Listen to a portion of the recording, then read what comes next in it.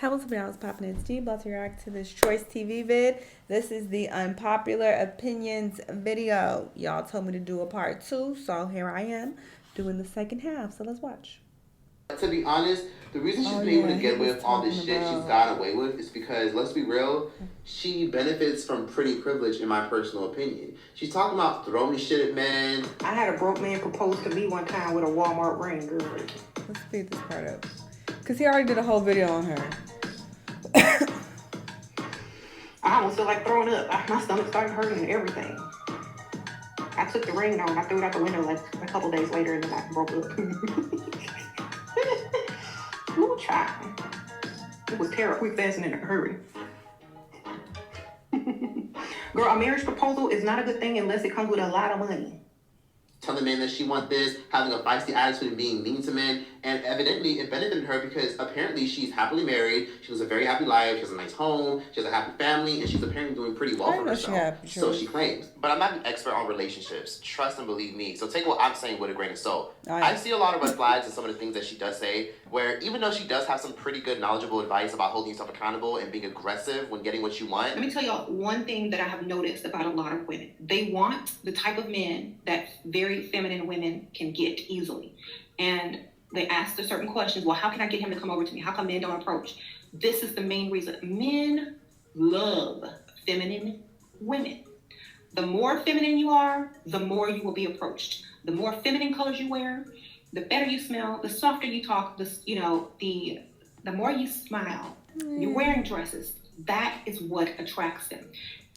I feel like a lot of this dating advice that y'all be getting, y'all have to take all this with a grain of salt.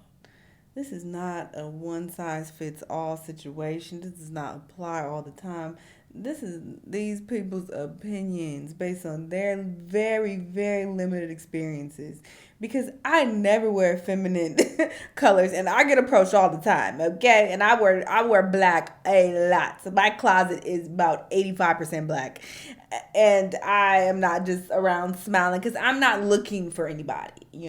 So yeah, I still get approached. I think it matters how you look. If you're an attractive person, you take care of yourself, and you're put together well, people are going to approach you regardless. They are a man. They wear pants. They talk deep. They talk loud. They're egotistical. They don't want to be attracted to the same type of woman. They want the opposite. They want things soft and subtle and flirty. And they want a flower.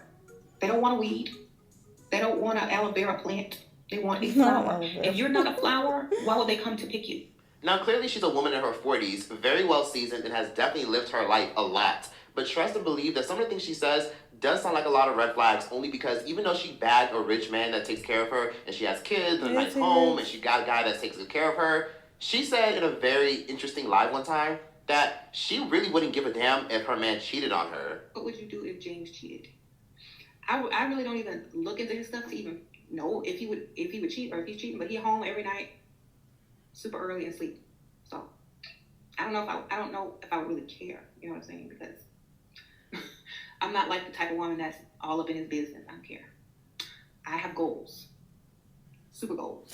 But my question to that, and especially because you're married to this man, if you don't care if he's fucking other people, do you then trust him to use protection all the time? Because people who cheat, they don't always be protecting themselves. They're not usually there in the head, and they're not the smartest people usually. So, and they're very driven by their penises. I'm saying people who cheat, so it could be a woman or a man. So they're driven by their lustful desires. I'll say that, and they don't always be using protection when they cheating on you. So, are you then only using protection with your husband, which I think is kind of weird to require your husband to wrap it up every time y'all fuck. So I don't think you're doing that. So you just having sex with him raw, but you're not caring about him possibly bringing you back something. I think that's how. I don't know about that. In midlife crisis, any guy would cheat on you. I don't care. That's not why I got married. Y'all act like I got married for the same reasons that you think you're supposed to get married. That's not why I got married. Can I mention some of my goals? World domination. I'm gonna have me a travel YouTube channel. And be like, y'all remember when I used to do videos about them? I told y'all should have got married. Mm-hmm. That's what she said. She travels. It's my hotel room. Look at this. That's that good insurance. That's a good Social Security.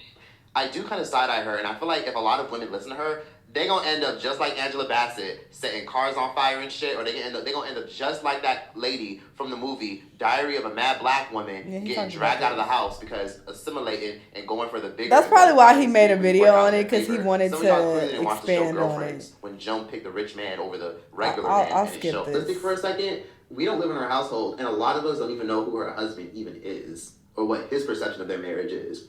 So, for all we know, she could be just making shit up, because I don't trust any of these fucking people who claim that they're happily married ever since Derek Jackson, who was fucking the dog shit out of his mistress while he was married and writing relationship books on how to maintain a happy relationship. So Sprinkle Sprinkle is cute and all, but she benefits from pretty privilege. That's probably why she was able to get a lot of what she wanted out of men.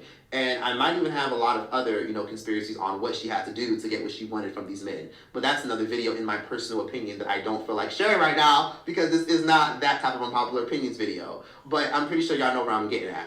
Sprinkle Sprinkle, Shara, Leticia Padois. I could do a whole dedicated video on her, and that's another video for another day. But I do feel as though that she's selling a lot of women a dream. Because let's be honest, half the shit she's done, being mean and demanding will always get you what you want, but will you be able to keep it? I mean, if you're built like a linebacker or fat back computer shaped ass bitch, if you're built like a fucking bag of laundry, if you're built like laundry, are you going to be able to do and get away with half the shit she's been able to get away with? I mean, she was a dime piece back in the day, and now she's happily married. You know what I mean? People in general are willing to give you whatever you ask for. And she's just encouraging women to aggressively date and aggressively demand what they want, or else they'll never get it if they constantly keep settling and constantly keep trying to people please because they're scared of being alone. If you don't think good people exist and everyone wants something from you, maybe your ass should start being a good fucking person, because you are what you frequently attract. And that's what most of y'all don't want to hear. Celebrities working at fast food restaurants for good PR and promotion is lame as fuck, and it's not relatable. Please stop trying to relate to people working a 9 to 5 by working a 9 to 5 for about 2 hours, wearing the uniform, having somebody record you and posting it on the internet. Charli D'Amelio did this when she was at Walmart trying to dress like a... But, and I react to a video that addressed this, I gave them a pass because their product is being sold in Walmart. So they did it while their product was being sold. So people who bought their shit, I think they checked them out or something like that. So I feel like this was a special case. They didn't just randomly pull up to Walmart like, oh, we're about to play broke today. Walmart employee to promote one of her products on the shelf. And people thought that it was kind of corny. And then Jeezy did it working at a fast food restaurant. I think Lana Del Rey did it at some point. And I think Paris Hilton and I think Nicole Richie did this back in the early 2000s on their show. It's lame. YouTube had a very justified reason to censor the fuck out of Fresh and Fit. You want to date a bunch of Shaniquas, go for it, man. LaQuisha. Yeah, me and Fresh aren't really down with the brown like that. We ain't night riders. Sometimes if they're, red bones, in general, me and Fresh don't dabble in the dark, if you know what I'm saying. Yep.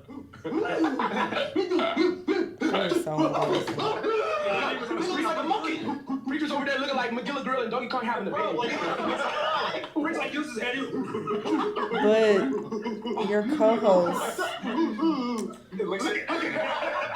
Now, I will say that Fresh and Fit sometimes do have a lot of very good points. I do sometimes find them very thoroughly entertaining. And sometimes I will peep and watch a video because it's entertaining seeing them embarrass a lot of these people who are clearly idiots and have the fucking attention span of a grape. But I will sit up here and say that they had it coming when it came to YouTube censoring their content and removing them from the monetization program, where if you guys didn't know, YouTube shut down all the monetization on all their platforms. That means their main channel, their backup channels, their clip channels, and even both their own personal channels, because YouTube wasn't happening no more. This seems like a personal attack. They pulled the whole, YouTube doesn't want free speech, YouTube is out to get us, and I understand that. I understand YouTube is very, overboard right now with the censorship, where now you can comment something without the shit being censored. People are accusing me all the time of deleting comments. Meanwhile, it's YouTube that's over here censoring stuff. I have no control. If you use certain keywords, if you spell the F-bomb, or if you use words like dumb, YouTube might F around and put your comment. Yeah, somebody DM'd me a while ago oh, why are you deleting my comments on YouTube? I don't even know what the fuck you talking about. I'm not even reading your comments, bum. I don't give a fuck what you talking about in the comments. I don't even check and see what the fuck y'all niggas are saying.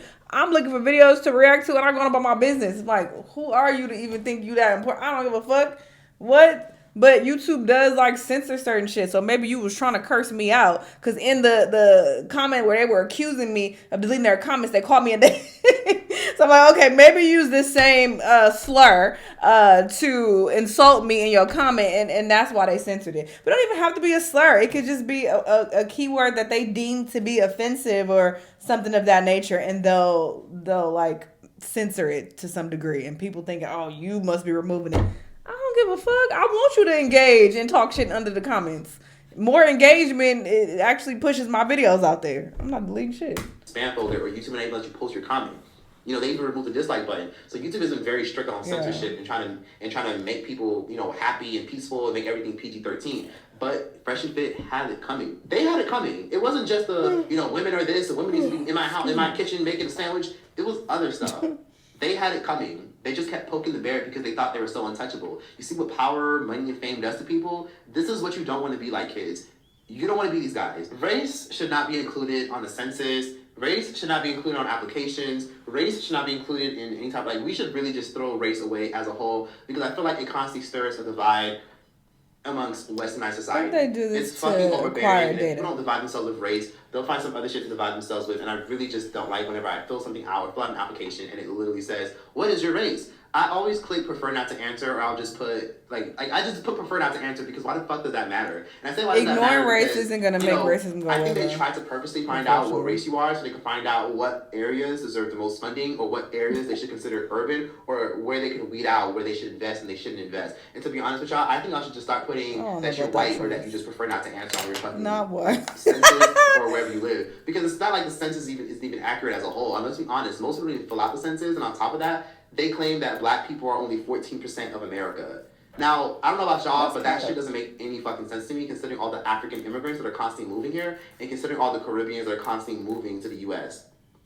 I don't believe that black people are 14% of America. I think they just lie and tell us that shit to make us feel like we're small, minimized, and that we're just this oppressed minority, this victim minority that can't do shit and can't amount to nothing. So that way we can keep staying in a state of victimhood, which is a generational curse. People say, oh, Americans are so obsessed with race, black people are so obsessed with race, or brown people are so obsessed with race. It's fucking politicians that are obsessed with race that makes us fucking keep these divides alive because our race is always fucking being bought up. Honestly, y'all, free Palestine and justice for all the people in Gaza who have been stripped and affected. Protest is necessary and change does need to come. Trust me. But recently, the Palestine protests got a little carried away when they shut down the freeway in California.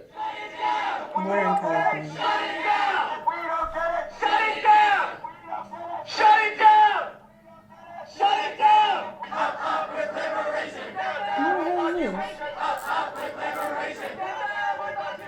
Up with liberation! Now! Ceasefire now! Is this LA? Now! Ceasefire now! I don't recall. This looks like LA, actually, but I don't know where and when this happened. Those people on the freeway have absolutely nothing to do with what's going on in Palestine. And it's really unfortunate that they shut down the freeway because what if somebody had a medical emergency and needed to get to the hospital immediately and they were affected because they wanted to shut down the freeway in California? I'm all for the protests, but why the fuck are we shutting down freeways? Now, don't get me wrong. At least they were a lot more peaceful than other protests. You know, other protests have been known to burn shit down, burn down a Wendy's, burn down a Popeyes, burn down a McDonald's, burn down a fucking post office, burn down a Nike, burn down and loot a Foot Locker, and loot an Apple store. You know, other protests have gotten out of hand, and at least this one's a lot more peaceful than other protests that we've seen throughout the years. But why are we shutting down freeways? People got shit to do, and a lot of people who are on the freeway have nothing to do with anything. There's a lot of awareness. We don't got to shut down freeways. We don't got to cause accidents. We don't got to delay people going to work to feed their family, considering we live in these crazy times where everything's fucking expensive, to protest. We can do this another way, but shutting down a freeway is just not the best way. That's just my personal opinion. Here comes the, get your ass off the fucking freeway. Do that shit on the street, do it on the road where people can just go around or find an exit, but on a freeway where people are backed up and have to get to work, nah. Y'all not gonna like this one either, but Tory Lanez did not deserve 10 years in prison. He should have got 5. Tory Lanez got 10 years in prison for allegedly shooting Meg Thee Stallion. The court thought that he was guilty. Tory Lanez should not have gotten 10 years. He should have just gotten 5 years. There, I said it. 5 years would have been more reasonable in my opinion. Jess Hilarious was right about trans women. Now, if y'all didn't know, Jessi got a lot of backlash a couple months ago. Not too much, but a little bit, a tiny bit, because most people agreed with her. But Jessi, she was absolutely right, and I agree with everything she said in her rant. Basically, Jessi went on this rant a couple months ago because a trans woman went viral by saying that women do not own periods, and that periods should not be limited to womanhood, and that periods don't make you a woman. I mean, when the transphobia just comes out, the audacity and just the arrogance for cis women to believe that they own periods, that they own womanhood. You don't. Okay, you don't own periods, you don't own womanhood. You experience both, and both are different for every person, but as a cis woman, it doesn't belong to you, so you can't gatekeep it. Like, hello? Who the fuck is gonna stand up for us? Who the fuck stands up for us? And us, I mean women, real women, biological women, women who were born with all the parts that you guys wish that you were. When does the delusion stop? What is the difference between you and someone who has been diagnosed to be mentally insane? What's the only difference is you don't have a straitjacket on. Stop talking out your fucking ass. Wake up. How are you projecting your anger on real women? Because we are the gatekeepers. We are the gatekeepers for periods. We the only one that fucking bleed, honey. We the only ones that can give birth. We make y'all people. We make y'all. Y'all come from us. You can't be us. You will never. You're chasing something you'll never, ever get. You'll never be that. Yeah, she ruffled a lot of feathers, them ruffled a lot of feathers when them said that. And Jessi went the fuck off at this viral video, and Jessi delivery received a lot of backlash because she could have said it in a different way. But yeah, Jessi, you good. You get a pass for this. After rewatching the TV show Girlfriends, the sitcom from the early 2000s that was created by Mara Brockett-Hill, after genuinely rewatching the whole show, I would genuinely say that every single character was toxic on that show. They were all toxic, they were all overbearing, and they were all annoying as fuck. Like, I have a hard time even figuring out who I even like on the show. They're toxic, they're overbearing, and sometimes I even question if they're even really friends. Now, people may not really want to hear this, but I know people do need to hear this. If you have trouble finding a job that you like, and you have trouble finding a job that you're willing to tolerate because you feel like a lot of the decent jobs are not hiring no one, you need to do yourself a favor and you need to go on Eventbrite or utilize TikTok. And no, this isn't sponsored. Some of y'all are so obsessed with staying your big fat ass at home and making money that you never take the initiative to go find a community of people who will support you or that you can connect with or who can connect you to opportunities. Everybody want to be an introvert, but nobody want to get their fat ass out the house and go let the universe or let God bless them. At the end of the day, how can you be blessed? How can you get in a position where you can find a good opportunity or a good job when you're constantly staying your big fat ass in the house all fucking day and you're not trying to fucking make connections and meet new people? I feel as though that if you really want to get a really amazing job, you have to understand that relationships take you very, very far. At the end of the day, it doesn't pay to be an introvert all the fucking time. You're trying to protect your energy, but a lot of y'all spend so much of y'all fucking time saying, oh, well, all I do is just go home and just go to work, or I just go to work and then come home and that's it. I don't got time for friends, or I got like 1 or 2 friends. Relationships are important. You don't have to be friends with everybody, but it would be nice if you actually took initiative to actually go network, go out. You don't have to fucking go to the club or go to a hookah lounge, but you can go to the library. You can actually put yourself out there. You can go to a nice, exquisite bar. You can go to a really nice networking event or a seminar, or even go to a job fair and just meet new amazing people, because at the end of the day, you might find like-minded people who are looking for the same thing you might be into.